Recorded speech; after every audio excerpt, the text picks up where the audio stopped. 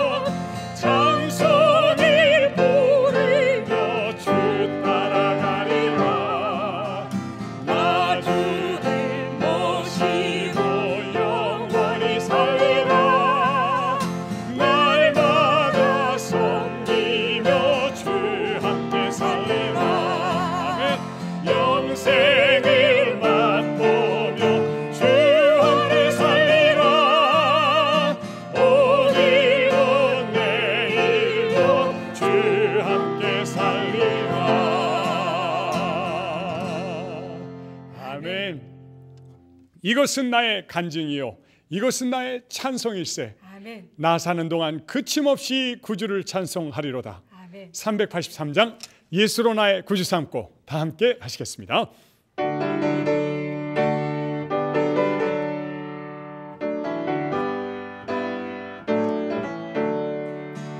예수로 나의 구주 삼고 성령과 피로써 거듭나니 세상에서 내 영혼이 하늘의 영광 누리도다.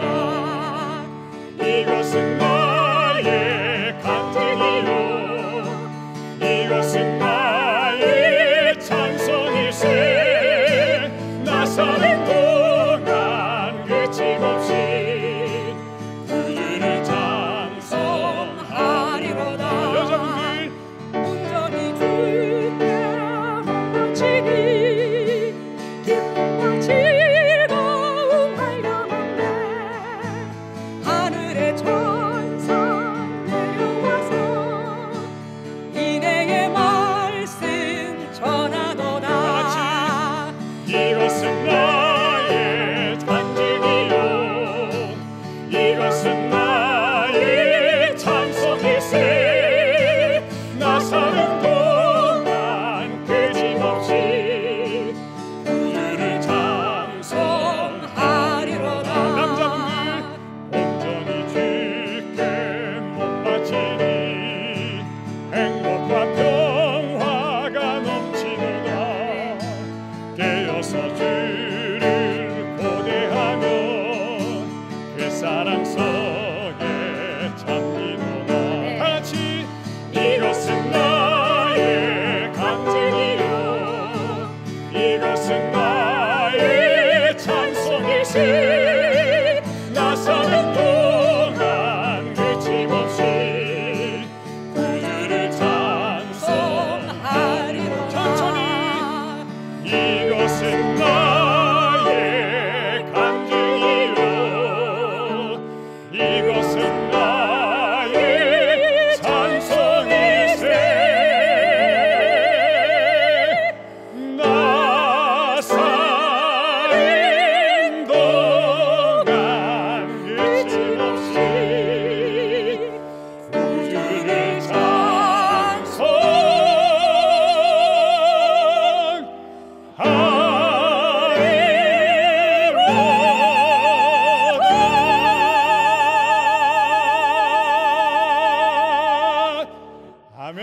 할렐루야. 아멘.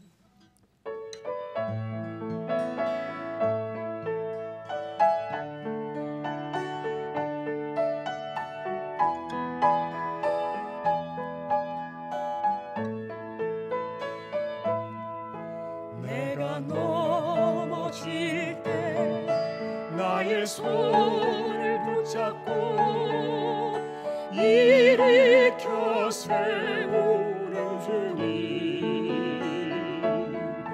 하늘 향해 걸어라 부드러운 음성, 내 마음 문을 두드려 넘어지지 말고 하늘 향해 걷자. 내 주님만 보면서 등불 켜서 들고 하늘 향해 걷자. 내 주님만 위해. 여자분들, 상한 나의 마음 자비하신 눈으로 하루 만지시는 주님. 남자분들, 한 발 두 발 걸었네 주님 기뻐하시네. 내 마음 모두 드리리. 다 같이 넘어지지 말고 하늘 향해 걷자.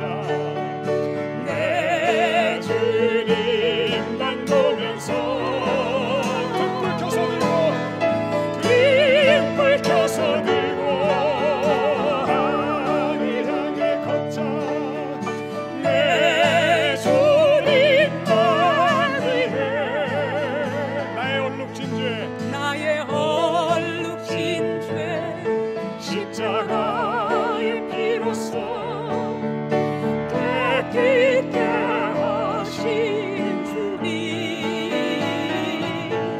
나의 모든 죄짐 주님 대신 지셨네. 나의 죄 모두 씻겼네. 넘어지지 말고 하늘 향해 걷자. 내 주님만 보면서 등불 켜서 들고 하늘 향해 걷자. 내 주님만 위해. 아멘. 청학교회 이현실 집사님께서 기도해 주시겠습니다. 사랑의 하늘아버지, 창조주의 하나님을 기억하게 하시고 우리의 몸과 마음을 그 하나님께로 불러 모아주시니 감사합니다. 이 시간은 축복을 받을 준비가 되어 있는 우리들이 되게 하여 주시고 마음의 문을 활짝 열어 성령의 미세한 음성을 지나치지 않게 하시고 더 나아가 행동할 수 있는 저희들이 될 수 있도록 인도하여 주시옵소서. 말씀을 준비하신 목사님께 성령님 함께하여 주시고 그의 입술에서 나오는 말씀이 우리에게는 주님의 말씀임을 알게 하여 이 시간에도 머뭇거리는 우리들에게 구원을 확신하고 그 구원을 나눌 수 있는 용기 있는 그리스도인이 되게 인도하여 주시옵소서. 말씀을 듣는 이 시간 축복의 시간으로 아버지께서 주관해 주실 것을 믿으며 예수님 이름으로 기도드립니다.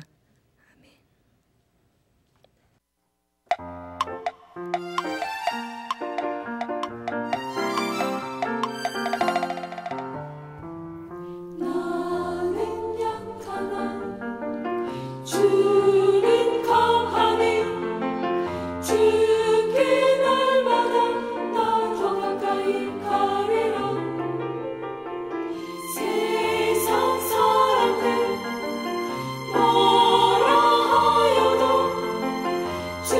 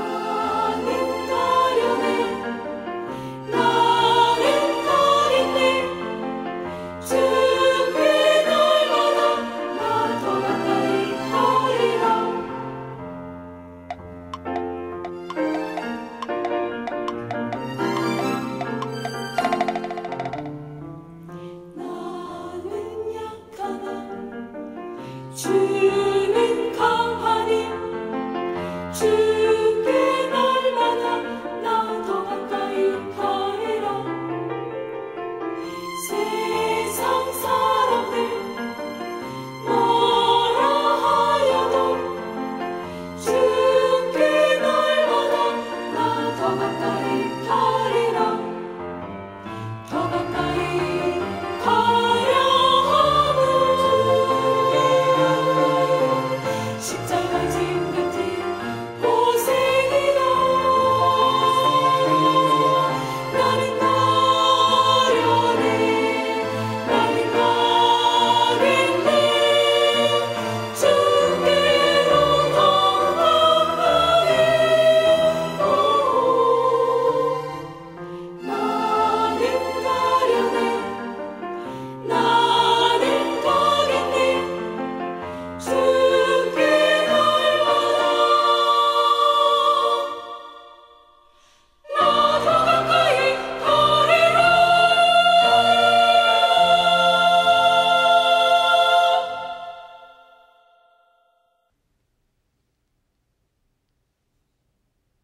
요한복음 3장 5절로 7절에 있는 말씀을 제가 읽겠습니다. 예수께서 대답하시되 진실로 진실로 내게 이르노니 사람이 물과 성령으로 나지 아니하면 하나님 나라에 들어갈 수 없느니라. 육으로 난 것은 육이요 성령으로 난 것은 영이니 내가 내게 거듭나야 하겠다는 말을 기여기지 말라. 어느 한적한 시골 목장 근처에 이리 한 마리가 살고 있었습니다. 어느 따스한 봄날 그 이리는 산 중턱에 앉아서 동화책을 읽고 있었습니다.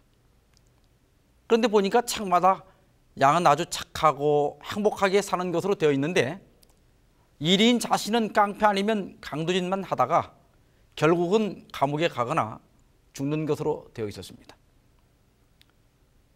이리는 자신도 양이 되고 싶었어요. 그래서 막 제주를 몇 번을 넣어봤지만은 뭐 아프기만 하지 양이 되질 않는 겁니다. 고민 끝에 이리는 며칠 전에 잡아먹은 양가죽 하나를 아주 잘 손질해서 그것을 이제 뒤집어 쓰고는 양이 되는 연습을 열심히 했어요. 그리고 이제 어느 날 밤 양우리로 몰래 숨어 들어갔습니다. 처음에는 양들이 낯선 그를 보고 뭐 경계도 하고 의심도 좀 했지만은 시간이 지나면서 점점 친해졌습니다. 그리고 5년이 지나자 이리는 반장이 됐습니다. 이제 싸움을 잘했기 때문입니다. 그리고 20년이 지나자 뿔이 없어서 두목은 되지 못했지만은 부두목의 자리에 올랐어요. 이제 잠을 자도 양꿈을 꿉니다. 그가 양이라고 하는 것을 의심하는 양은 하나도 없었어요. 이리 자신도 정말 내가 이거 진짜 양이 된 거 아니야? 이렇게 착각할 만큼 완전한 양이 됐습니다. 그런데 이 이리에게는 남모르는 고민이 하나 있었어요. 그것은 음식 문제였습니다. 양들이 맛있게 먹는 그 풀이 이리에게는 아무래도 먹을 것이 못했습니다. 그는 참다운 양이 되기 위해서 정말 많은 노력을 했습니다. 뭐 울음소리나 걷는 것, 자는 것, 모든 것을 양과 똑같이 되려고 피나는 노력을 했어요. 그 결과 그는 정말 양처럼 소리내고 양처럼 걸을 수 있었습니다. 이제는 잠꼬대를 해도 양잠꼬대를 합니다. 그러나 풀은 아무리 노력해도 맛있게 먹을 수가 없었습니다. 자꾸만 고기 생각이 나는 거예요. 그래서 너무 참을 수가 없을 때는 밤에 다른 양들이 몰래 울타리를 넘어가서 고기를 훔쳐먹고 오기도 했습니다. 때로는 이 양심에 좀 가책을 받아서 고기를 끊어보려고 노력도 했지만은 그러나 여전히 고기 생각이 나고 풀은 먹기가 싫은 겁니다. 여러분, 이 이리가 앞으로 몇 년을 더 노력하면 풀을 맛있게 먹을 수 있게 되겠습니까? 아마 그것은 영원히 불가능할 것입니다. 이리가 진짜 양이 되기 전에는 아무리 노력을 한다 할지라도 결코 풀을 맛있게 먹을 수가 없는 것입니다. 그러면 어떻게 해야 진짜 양이 될 수 있을까요? 그것은 그 이리가 죽고 양의 새끼로 다시 태어나야 가능한 것입니다. 그런데 여러분, 이런 일이 정말 우리 현실에서 가능합니까? 현실에서 일어나기 어려운 일이죠. 그러므로 이런 일이 일어나려면 창조적인 능력이 필요한 것입니다. 여러분은 이 이야기가 무엇을 의미하는지 이미 짐작하셨을 겁니다. 많은 사람들은 그리스도인이 된다고 하는 것을 마치 이리가 양의 가죽을 뒤집어 쓰고 양의 흉내를 내면서 사는 것처럼 생각합니다. 그들은 예수를 믿고 또 교회를 다닙니다. 심례도 받습니다. 그럭저럭 한 4, 5년 지나서 집사가 됩니다. 한 20년 정도 지나자 이제 각 부서 책임자도 되고 또 교회 또 장로도 됩니다. 겉으로 보기에는 틀림없는 교인입니다. 그러나 교회에서 벌어지는 대부분의 분란은 이 사람 때문에 일어납니다. 그는 사실상 자기 자신도 제대로 하지도 못하면서 걸핏하면 원칙을 주장합니다. 그러면서도 교회의 일은 무조건 자기 뜻대로만 해야 됩니다. 자신이 좋아하는 것은 성경에 아주 명백히 기록되어 있고 예언의 신에서 수없이 경고하고 있지만은 무시해버립니다. 많은 교인들이 이 사람 때문에 상처를 받고 교회를 떠나버립니다. 그러나 그는 틀림없는 교인입니다. 그의 이름이 교적에 기록되어 있고 그는 열심히 교회를 잘 다니는 교인입니다. 여러분, 정말 이런 사람이 진정한 의미에서 그리스도인이라고 할 수 있겠습니까? 이런 사람이 교회를 다니고 직분을 맡고 있다고 해서 참된 하나님의 백성이라고 생각하십니까? 아닙니다. 결코 아닙니다. 바울은 밀레도에서 에베소 교회 장로들을 불러다가 이렇게 권면합니다. 내가 떠난 후에 흉악한 이리가 너희에게 들어와서 그 양떼를 아끼지 아니하리라. 여러분, 오늘 이 시간은 나는 양의 가죽을 뒤집어 쓴 일인가 아니면 진짜 양인가, 내 자신을 좀 확인해 보는 시간을 가졌으면 좋겠습니다. 니고데모는 유대인 중에 유대인이요 존경받는 사내들인 회원이었습니다. 유대인들은 자신들은 아브라함의 자손이기 때문에 태어날 때부터 선민이요 하나님의 자손이요 약속의 자손이기 때문에 당연히 하나님 나라에 들어가리라고 생각했어요. 에베소 2장 12절에 있는 대로 이방인들은 이스라엘 나라 밖의 사람이라 약속의 언약들에 대하여 외인이요 세상에서 소망도 없고 하나님도 없는 자들로 간주되었습니다. 그러므로 그들이 하나님 나라에 들어가기 위해서는 하나님의 자녀로 거듭날 필요가 있다고 생각했어요.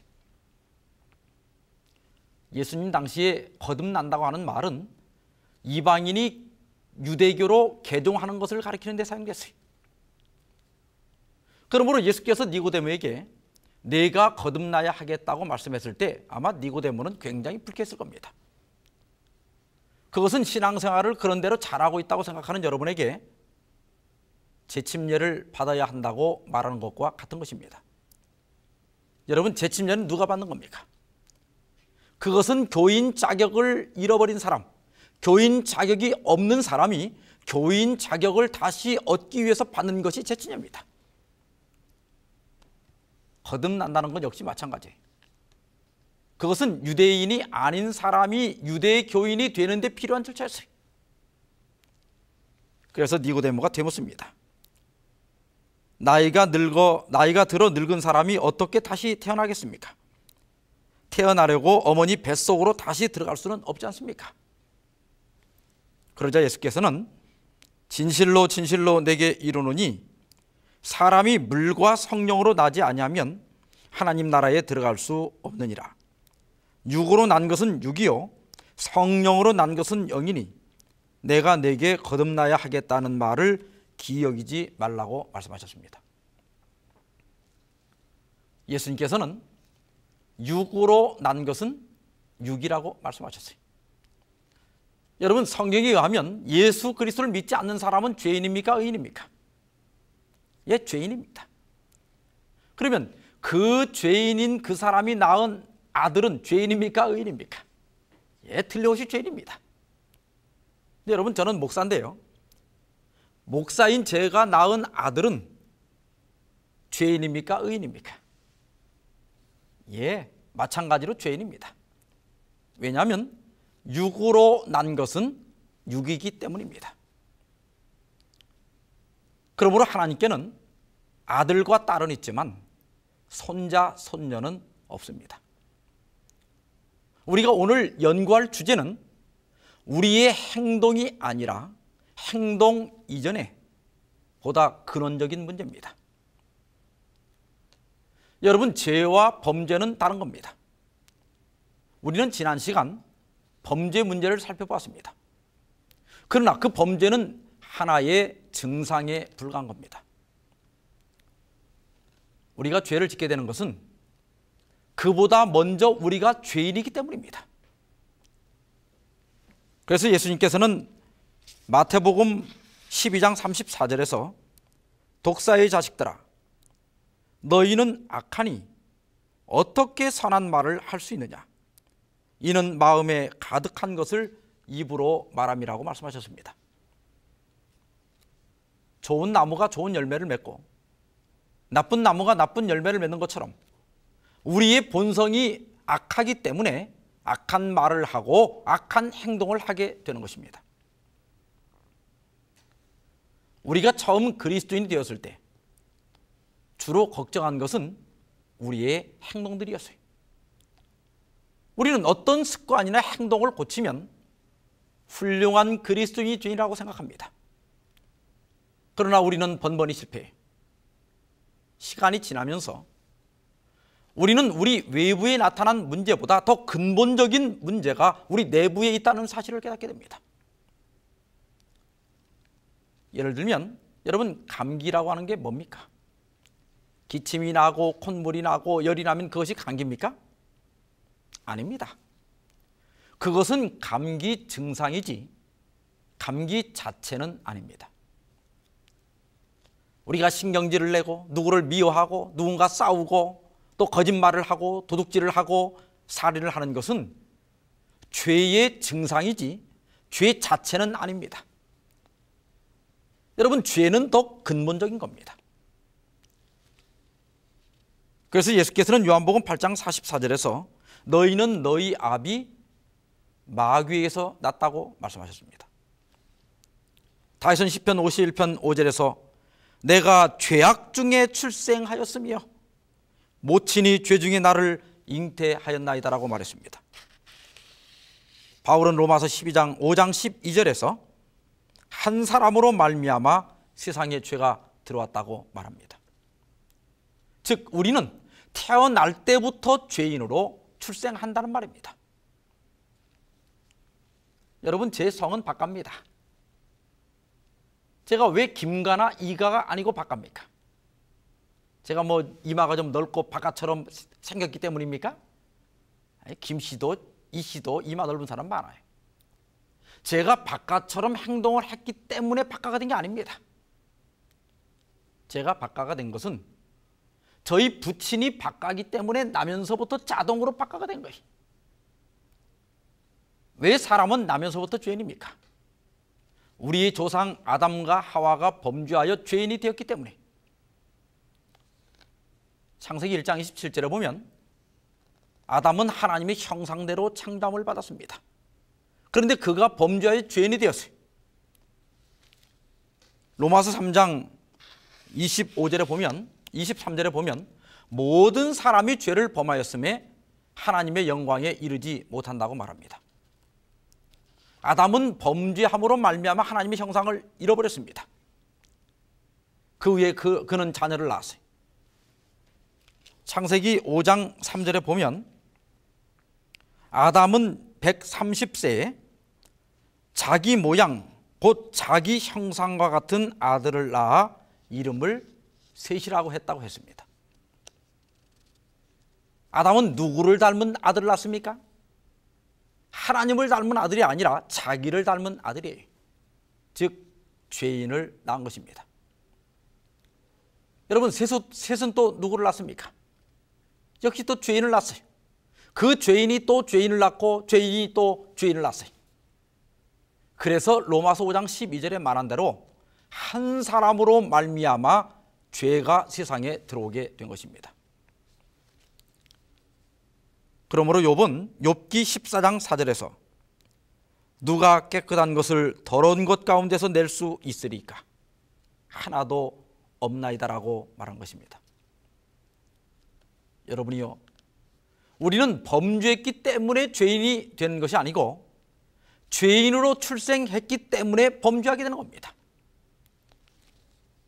그러므로 시편 58편 3절은 악인은 모태에서부터 멀어졌으며 나면서부터 곁길로 나아가 거짓말을 하는도다라고 말합니다. 이 사실을 엘렌 G 화이트는 본교의 성경주석 영문 5권 1128쪽에서 처음에 아담은 순결하고 죄 없는 사람으로 창조되었다. 그에게는 죄의 흔적은 하나도 없었고 하나님의 형상을 가지고 있었다. 그는 타락할 수 있었고 범죄로 인하여 타락하였다. 그의 죄 때문에 그의 후손들은 타고난 불순종의 성향들을 가지고 출생하였다고 하였습니다. 이것이 우리가 실패하는 이유입니다. 여기 강도쌍이 있는데요, 제가 이 강도쌍을 아무리 잘 두드려도 피아노 소리를 내는 것은 불가능합니다. 우리가 죄인으로 출생하기 때문에 죄를 짓는 것은 노력을 하지 않아도 쉽게 됩니다. 그러나 다른 사람을 용서하고 선을 행하는 것은 마치 강도쌍을 두드려서 피아노 소리를 내리는 것처럼 힘들고 불가능한 것입니다. 그러므로 예레미야 13장 23절에는 구스인이 그 피부를, 표범이 그 반점을 변할 수 있느뇨? 할 수 있을진데 악에 익숙한 너희도 선을 행할 수 있으리라고 말한 것입니다. 뿐만 아니라 로마서 8장 7절 8절에는 육신의 생각은 하나님과 원수가 되나니 이는 하나님의 법에 굴복지 아니할 뿐 아니라 할 수도 없음이라. 육신에 있는 자들은 하나님을 기쁘시게 할 수 없느니라고 말합니다. 그러면 이것이 전부입니까? 아닙니다. 하나님께서는 이러한 절망적인 상태에서 우리를 구원하시기 위하여 구원의 선물을 준비해 두셨습니다. 고린도전서 15장 45절과 47절입니다. 기록된 바 첫사람 아담은 산영이 되었다 함과 같이 마지막 아담은 살려주는 영이 되었나니. 47절 첫사람은 땅에서 났으니 흙에 속한 자이거니와 둘째 사람은 하늘에서 나셨느니라. 여기 45절은 두 아담에 대해서 이야기하고 있습니다. 첫사람 아담은 인류의 조상 아담을 가리킵니다. 마지막 아담은 예수 그리스도입니다. 그런데 47절은 두 사람에 대해서 말하고 있습니다. 땅에서 난 첫째 사람은 인류의 조상인 아담이고 하늘에서 난 둘째 사람은 예수 그리스도입니다. 45절은 두 아담을 각각 첫사람 아담, 마지막 아담이라고 부르고 47절은 두 사람을 각각 첫째 사람, 그 다음에 둘째 사람이라고 부르고 있습니다. 이러한 용어들은 신학적으로 중요한 의미를 갖고 있습니다. 로마서 5장 14절에 첫 아담은 오실 자의 표상이라고 설명되어 있습니다. 바울은 첫사람 아담이 산 영이 된 것처럼 마지막 아담은 살려주는 영이 되었다고 말합니다. 바울은 여기에서 첫사람 아담이 우리에게 물려진 몸과 마지막 아담이신 예수님이 주실 몸을 비교하여 설명하고 있습니다.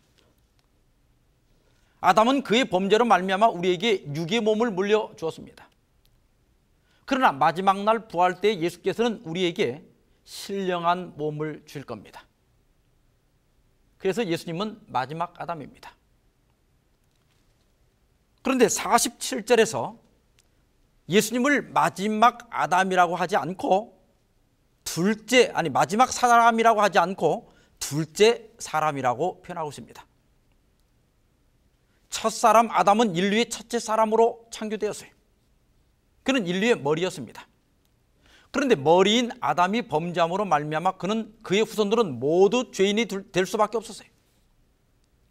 그래서 로마서 3장 10절에 말한 대로 의인은 없나니 하나도 없게 된 겁니다.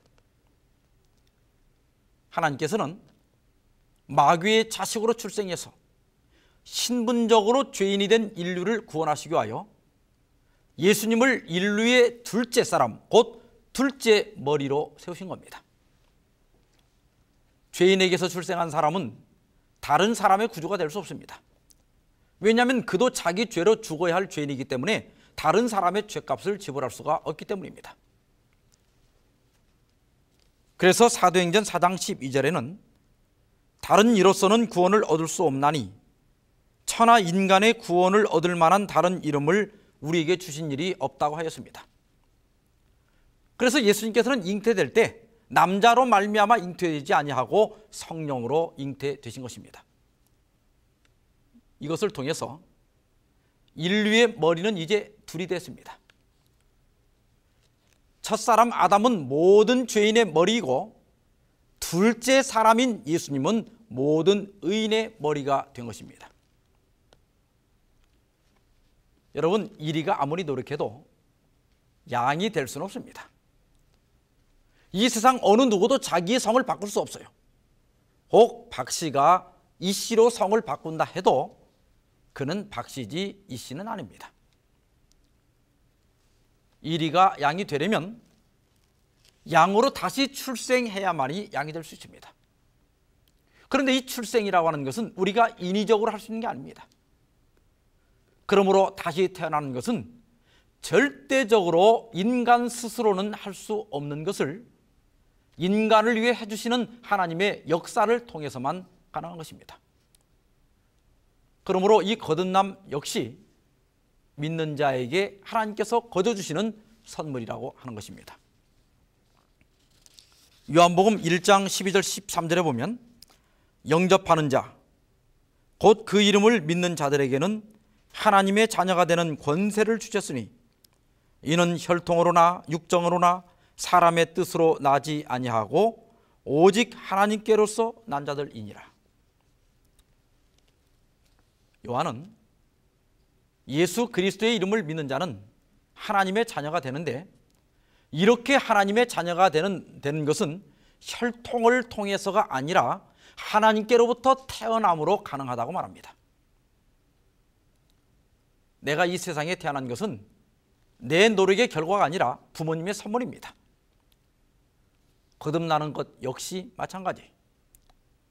거듭남이란 믿는 자에게 거둬주시는 하나님의 선물입니다. 다시 말해서 거듭남이란 성령으로 말미암아 되는 것이지 내가 거듭난 삶을 삶으로써 되는 것이 결코 아닙니다. 오늘 본문에서 예수께서는 니고데모에게 사람이 물과 성령으로 나지 아니하면 하나님 나라에 들어갈 수 없다고 말씀했어요. 그러면서 육으로 난 것은 육이요 성령으로 난 것은 영이라고 말씀하셨습니다. 예수께서는 물과 성령으로 거듭나야 한다고 말씀했어요. 여러분, 물로 거듭나는 것은 무엇이며 성령으로 거듭나는 것은 무엇입니까? 먼저 물로 거듭나는 문제인데요, 베드로전서 3장 21절입니다. 물은 예수 그리스도의 부활하심으로 말미암아 이제 너희를 구원하는 표현이 곧 침례라. 그러므로 여기 물은 침례를 의미합니다. 예수께서는 물로 거듭나지 않으면 하나님 나라에 들어갈 수 없느니라고 말씀하셨어요. 이 말씀은 침례를 통하여 거듭나지 아니하면 하나님 나라에 들어갈 수 없다는 말입니다. 그러므로 예수께서는 마가복음 16장 15절 16절에서 너희는 온 천하에 다니며 만민에게 복음을 전파하라. 믿고 침례를 받는 사람은 구원을 얻을 것이요 믿지 않는 사람은 정죄를 받으리라고 말씀하셨습니다. 그래서 물, 곧 침례는 구원의 표가 되는 것입니다. 우리가 로마서 6장을 보면 침례의 의미를 이렇게 설명합니다. 3절부터 있는 말씀인데요. 무릇 그리스도 예수와 합하여 침례를 받은 우리는 그의 죽으심과 합하여 침례받은 줄을 알지 못하느냐. 그러므로 우리가 그의 죽으심과 합하여 침례를 받음으로 그와 함께 장사되었나니 이는 하나님의 영광으로 말미암아 그리스도를 죽은 자 가운데서 살리신 같이 우리로 또한 새 생명 가운데서 행하게 하려 함이니라. 만일 우리가 그의 죽으심을 본받아 연합한 자가 되었으면 또한 그의 부활을 본받아 연합한 자가 되리라. 침례는 그리스도와 함께 죽고 장사되고 부활할 것에 대한 상징입니다. 사랑하는 여러분, 정결은 씻음으로 되는 것이 아니고 죽고 다시 삶으로써 이루어지는 것입니다. 새로운 삶은 과거와 세상에 대하여 죽는 것으로부터 시작돼요. 섹슨족의 한 전사가 침례를 받게 됐습니다. 그런데 그는 침례를 받기 전에 목사님, 제가 침례를 받을 때 제 두 손은 물 위로 내놓고 좀 받게 해주십시오 하고 부탁을 했어요. 목사님은 형제여, 침례는 모든 것을 포기하는 의식이기 때문에 몸 전체를 물속에 잠가야 한다고 설명했습니다. 그러자 그 전사는 예, 압니다. 저도 기꺼이 그렇게 하기를 원합니다. 그러나 아직 손봐줄 놈이 몇 놈 남아 있어서 이 두 손만은 물 위로 내놓고 침례를 받고 싶습니다라고 말했어요. 이 이야기를 들으면서 모두 웃지만은 제가 볼 때 침례는 받았지만 눈이 죽지 않은 사람, 입이 죽지 않은 사람, 손이나 발이 죽지 않은 사람이 많습니다. 아주 오래전에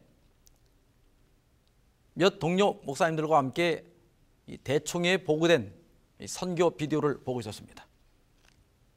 얼마 후에 이 동남아 지역에서 침례를 받는 장면이 나타나는데 우리는 보통 이제 침례를 받을 때 코에 물이 들어가지 않도록 목사님께서 수건으로 코와 입을 이렇게 가리고 눕혀서 침례를 주잖아요.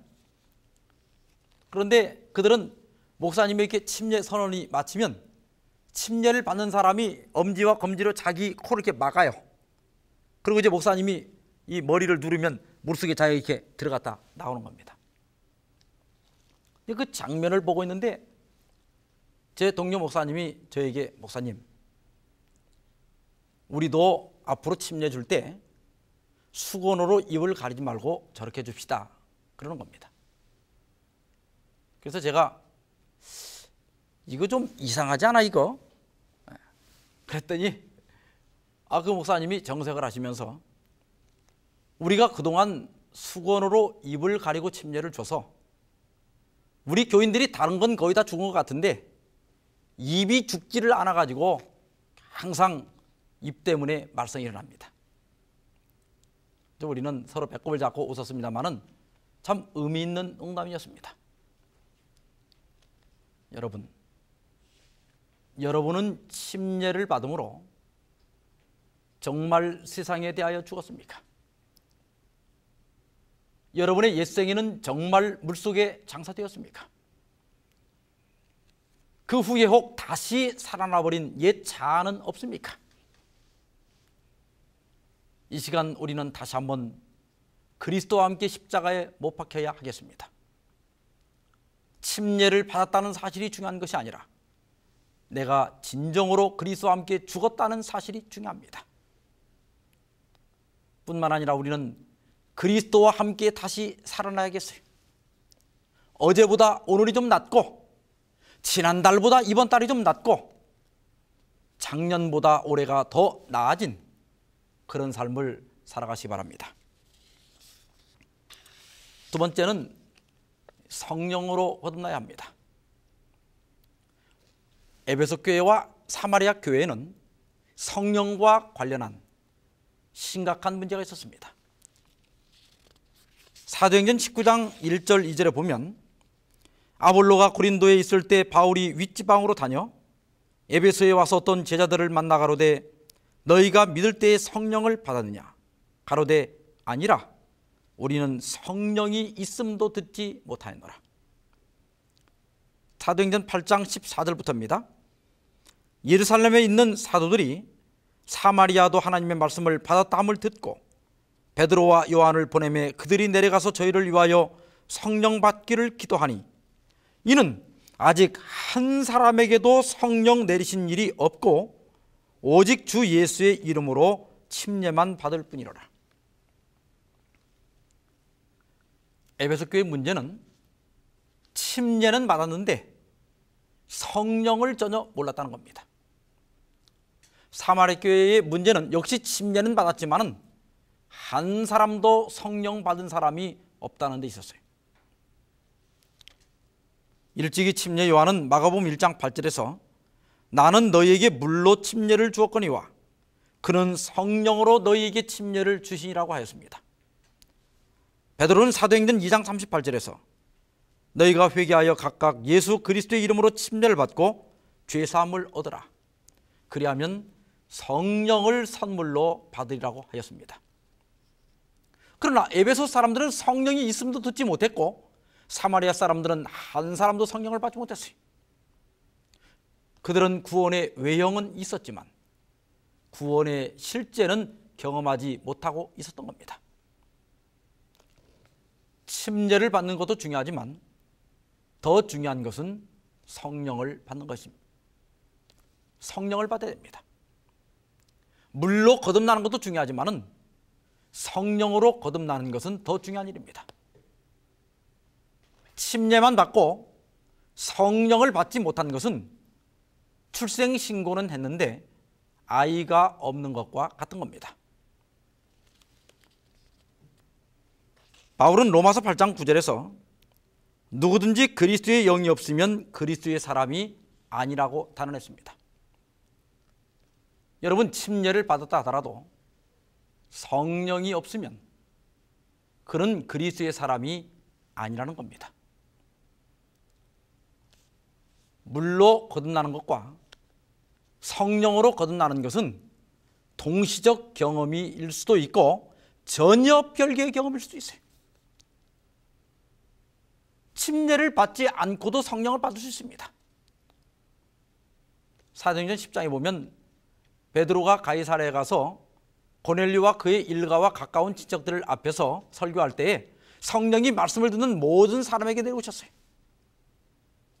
그러자 베드로가 우리가 이 사람들이 우리와 같이 성령을 받았으니 누가 능히 물로 침례 줌을 금하리요 하고 그들에게 침례를 베풀었어요. 여기서 우리가 주목할 것은 비록 고넬료와 그의 가족들이 성령을 먼저 받았지만 침례받는 일을 생략하지 않았다는 사실입니다. 물과 성령 둘 다 중요한 겁니다. 어떤 사람은 침례를 받기 전에 먼저 성령을 받는 사람도 있습니다.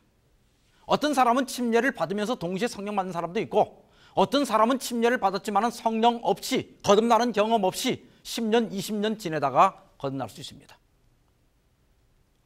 에베소 교회는 성령이 있다는 사실도 몰랐어요. 사마리아 교회는 한 사람도 성령을 받은 일이 없었습니다. 여러분은 어떻습니까? 성령 받으셨습니까? 성령을 받았다는 의미가 뭡니까? 실물교훈 408쪽에 보면 하나님의 성령이 없이 하나님의 말씀만을 아는 것은 아무 소용이 없다. 성령의 감화가 없는 진리의 이론만으로는 사람의 심령을 깨우치고 마음을 심화시킬 수 없다. 우리가 비록 성경의 말씀과 약속들에 정통하다 할지라도 하나님의 영이 진리를 깊이 깨닫게 하지 않을 것 같으면 우리의 품성은 변화되지 않을 것이다. 따라서 우리는 반드시 성령을 받아야 합니다. 우리가 성령을 받는다는 것은 어떤 의미를 갖고 있습니까? 여러분, 성령을 받으면 어떤 일이 일어납니까? 마태복음 13장 33절입니다. 또 비유로 말씀하시되 천국은 마치 여자가 가루 사말 속에 갖다 넣어 전부 부풀게 한 누룩과 같으니라. 제가 청년 시절에 이 성경절을 읽을 때마다 매우 당황했던 기억이 납니다. 천국 하면 얼른 생각나는 것이 뭐 예루살렘, 생명나무, 진주문, 뭐 12보석 뭐 이런 거 아닙니까? 그런데 무슨 천국이 밀가루를 부풀게 한 누룩과 같다. 이게 이해가 잘 안 되는 거예요. 우리가 보통 천국 하면 하늘나라를 떠올립니다. 그러나 이 비유에서 말하는 천국은 어떤 장소를 의미하는 것이 아닙니다. 여기 말한 이 천국은 누가복음 13장 20절에 하나님의 나라라고 되어 있습니다. 유대인들은 하나님의 이름은 물론 하나님이라는 이 단어도 발음을 하지 않았어요. 그 대신 하나님을 가리킬 때는 샤마임, 곧 하늘이라고 발음했습니다.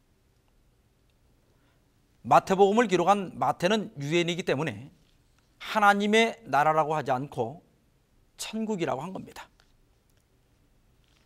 그런데 여러분, 나라를 이루는 데는 세 가지 요소가 있죠. 뭡니까? 첫째는 국토가 있어야 됩니다. 둘째는 국민이 있어야 돼요.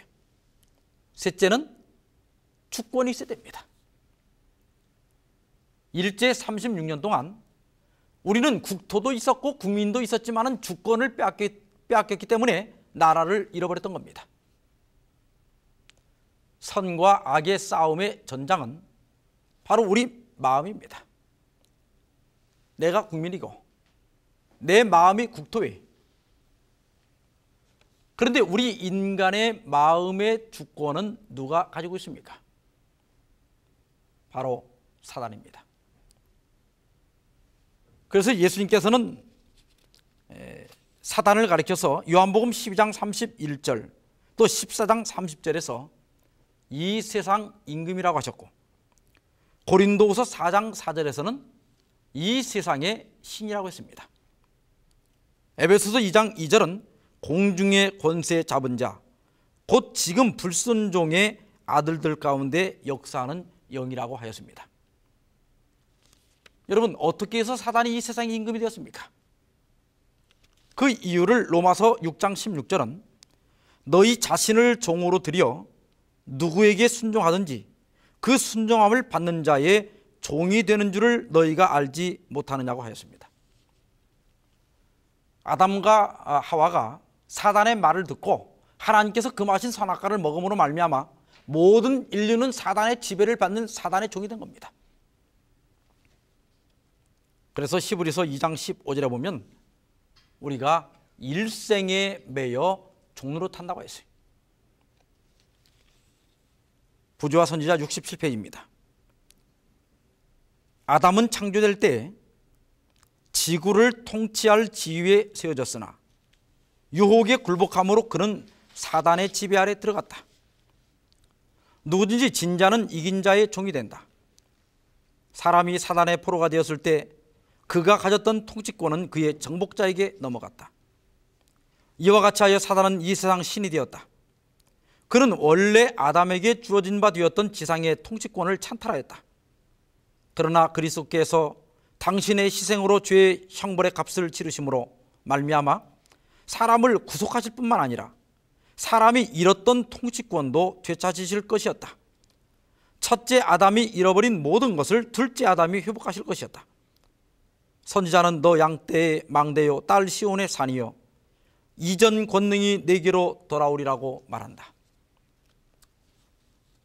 이 지구와 한 영혼을 놓고 그리스도와 사단 사이에는 치열한 쟁투가 전개되고 있는 것입니다. 본래 인류는 하나님께 속해 있었어요. 그런데 사단이 속임수로 인류를 뺏어간 겁니다. 사랑의 하나님을, 그분의 사랑을 배신하고 다른 남편을 따라간 우리를 되찾기 위하여 사단과 투쟁을 시작하신 것입니다. 사기꾼이 본래 그렇듯이 사단은 빼앗아간 자기 포로를 그렇게 쉽게 내주지 않습니다. 그러므로 우리 인류의 구속을 위하여 온 하늘이 동원된 겁니다. 정노의 계단 21쪽에 보면 하나님의 마음은 죽음보다도 강한 사랑으로서 이 세상에 당신들의 자녀들을 극진히 사모하신다. 그는 당신의 아들을 주심으로써 온 하늘을 선물로 우리에게 주셨다고 하였습니다. 아까 우리가 읽은 밀가루와 누룩의 비유에서 밀가루는 인간의 타락한 본성을 상징하고 있습니다. 밀가루는 생명이 없기 때문에 스스로 어떤 변화도 일으킬 수 없어요. 밀가루를 누룩을 넣지 않고 그냥 반죽해서 빵을 만들면 개떡이 됩니다. 죽은 밀가루가 스스로 어떤 변화도 일으킬 수 없듯이 죽은 우리도 스스로 어떤 변화도 일으킬 수 없는 겁니다. 그러나 이 밀가루 속에다 누룩을 넣으면 어떻게 됩니까? 누룩은 생명을 갖고 있기 때문에 누룩이 밀가루 속으로 침투해서 화학적 변화를 일으키고 그래서 밀가루 전체가 부풀어 오르게 하는 겁니다. 밀가루에 실질적인 변화가 일어나는 거예요.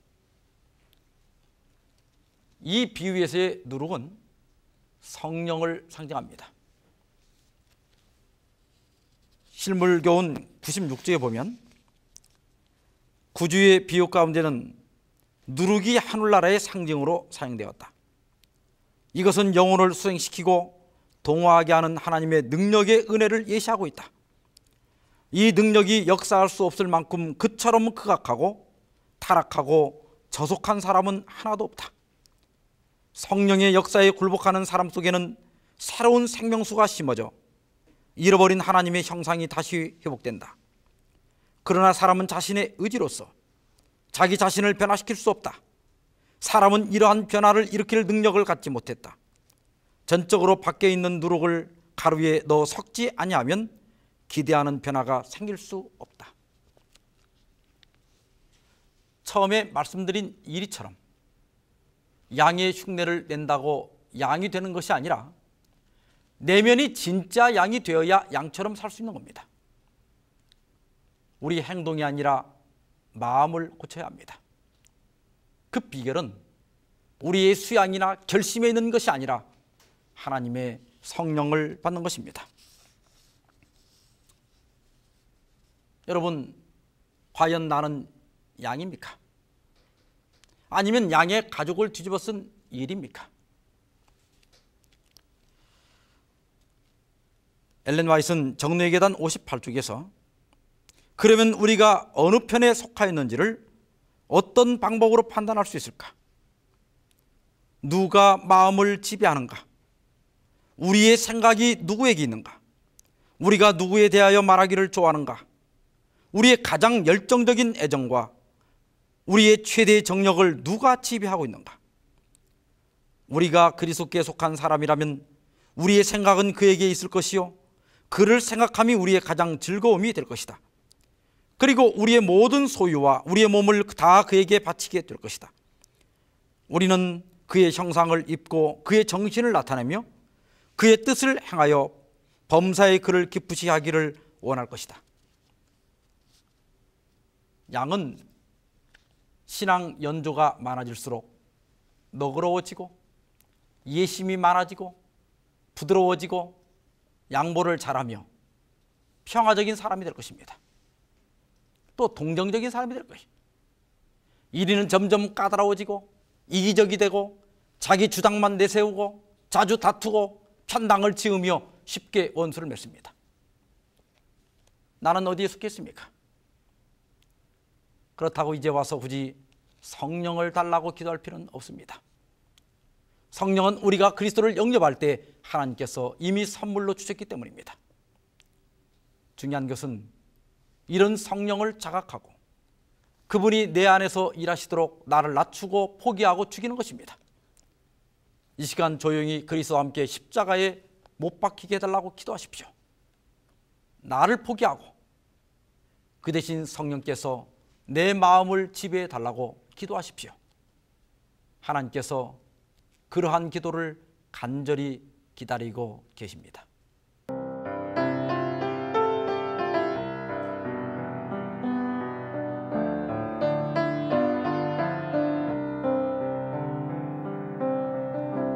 잃어버린 것들에 애달파하지 않으며 살아있는 것들에 연연하지 않으며 살아가는 일에 탐욕하지 않으며 나의 나됨 버리고 오직 주님 내 안에 살아있는 오늘이 되게 하옵소서. 가난해도 비굴하지 않으며 부여해도 허만하지 않으며 모두 나를 떠나도 외로워하지 않으며 억울한 일 당해도 원통하지 않으며 소중한 것 상실해도 절망하지 않으며 오늘 살아있음에 감사하게 하소서.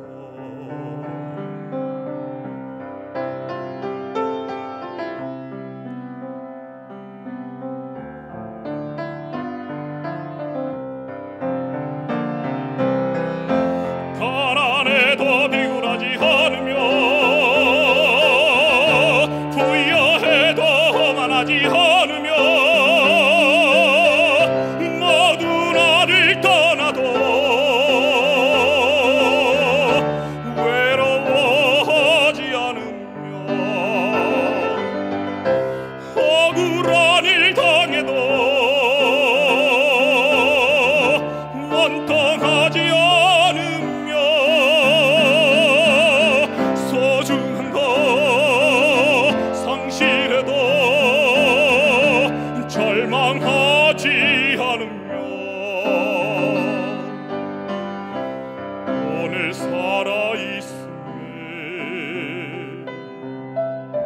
감사하게 하소서. 오늘 살아있음에 감사하게 하소서.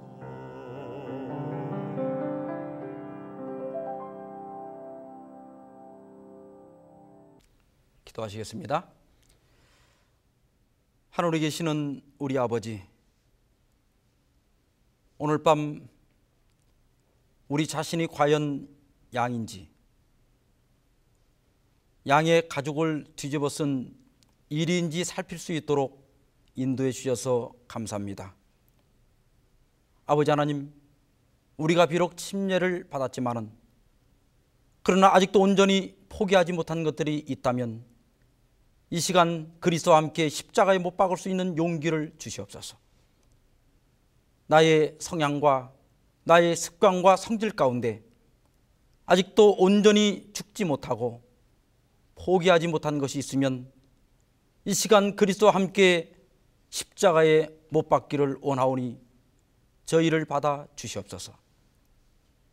주여, 우리로 하여금 우리 외형이 아니라 우리 내면이 변화된 참으로 거듭난 그리스도인이 되도록 인도하여 주시옵소서. 우리 마음의 보좌를 비우고 성령을 모시기를 원하오니 오셔서 우리의 삶을 지도해 주시고 우리의 삶의 주인이 되어 주셔서 우리를 통하여 성령을 나타낼 수 있도록 도와주시옵소서. 예수 그리스도의 이름으로 간절히 기도하옵나이다. 아멘.